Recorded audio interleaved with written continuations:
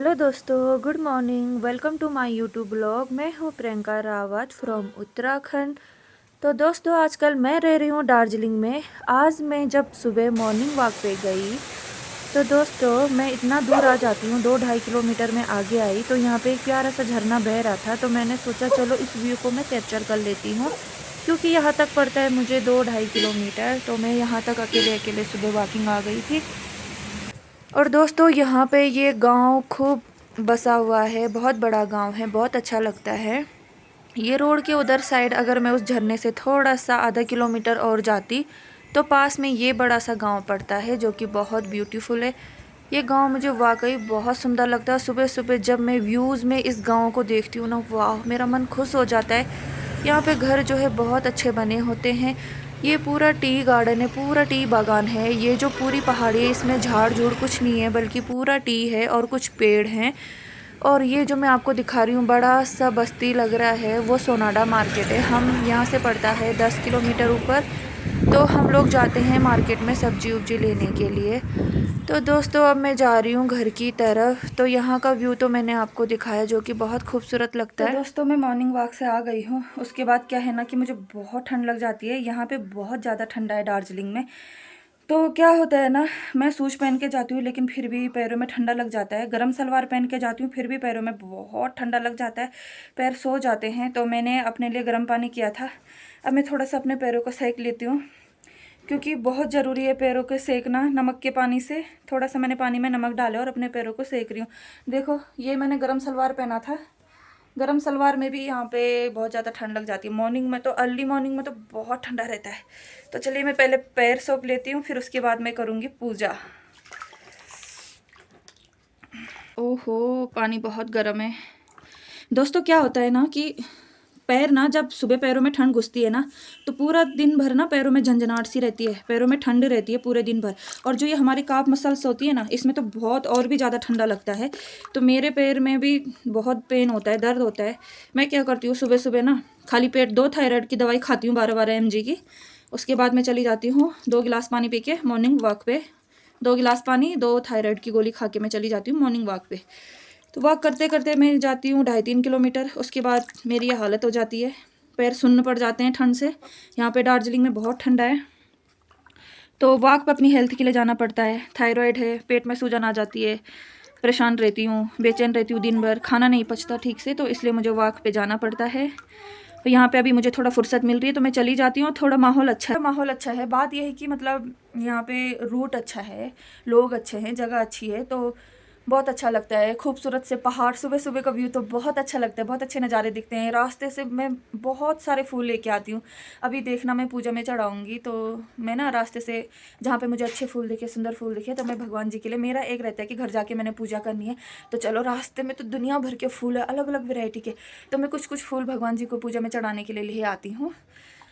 तो दोस्तों यहाँ पे ना दार्जिलिंग में बहुत ठंडा है। अक्टूबर का महीना है लेकिन अभी से इतना ज़्यादा ठंडा, बल्कि यहाँ तो हम पूरे बरसात से ही गर्म कपड़े पहन रहे हैं, लेकिन अब वो ठंड बढ़ती जा रही है। अब मेरे को लगता है बिना बड़ा कोट का चलेगा नहीं, अब हमें ज़्यादा कपड़े पहनने होंगे।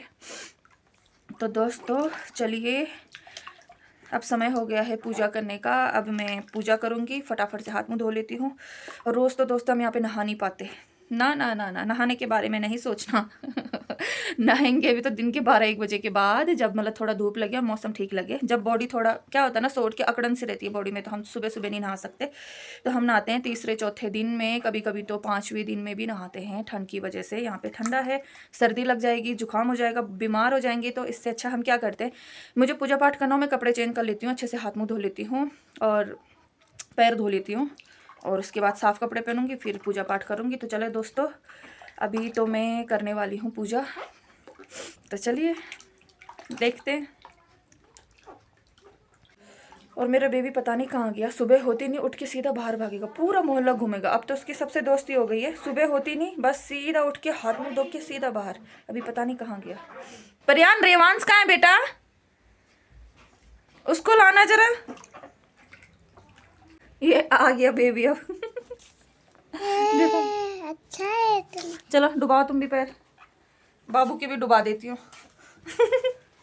देख, नमक का गोल बनाया ना। अच्छा है ना पानी? अच्छा है। डुबा के रखो थोड़ी देर, दिन भर बाहर भागते हो। हाँ रेवांश, हाँ आज तो पूजा है। यहाँ पे भी पूजा है, वही दादाजी वाला। किस चीज का पूजा? अब वो क्या बोले थे, प्रयान दादा का ग्रह का कुछ ग्रह पूजा ना, बर्थडे पे नहीं करवाया ना। सुप्रभात दोस्तों, तो सुबह के लगभग 8 बज रहे हैं और हमने पूजा कर ली है। ये रही हमारी तुलसी माता। मुझे तुलसी माता की पूजा करना बहुत अच्छा लगता है और आज यहाँ पे मौसम भी अच्छा है। दोस्तों, एक लड़के की माँ होना ना किसी टास्क से कम नहीं होता।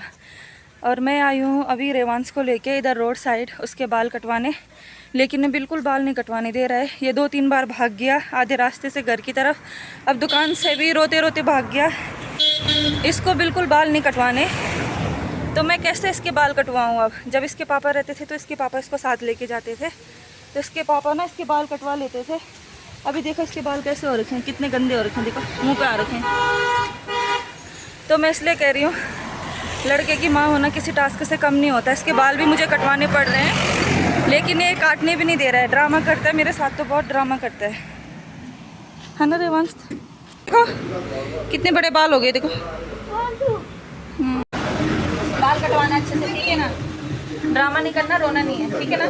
अच्छे से बाल कटाओ, फिर हीरो लगोगे, देखना हीरो लगेगा रेवांश फिर। कैसे मानेगा, कैसे मानेगा? मना रही हूँ, ये मान ही नहीं रहा बाल कटाने के लिए।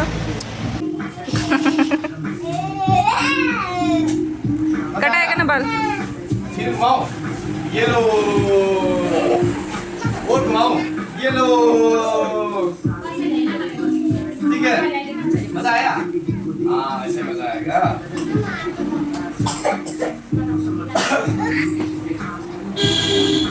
चलो तो फिर, हाँ हाँ हाँ हाँ, एकदम। क्या कह रहा है? टाइट मत कर देना। हाँ, टाइट नहीं करने का। चलो। सुपरमैन बन गया, बाप रे बाप। बाप रे बाप, अब उड़ के कहाँ जाओगे? बताइए कराओ। हाँ। उड़ के जाएगा उत्तराखंड। उत्तराखंड जाओगे? देखना इधर रे वो। उधर देखो। हाँ अच्छा है। अरे तब नहीं करेगा, तब कौन करेगा? आप ये बाल आप सीधेगा भी नहीं पड़ता, ठीक है?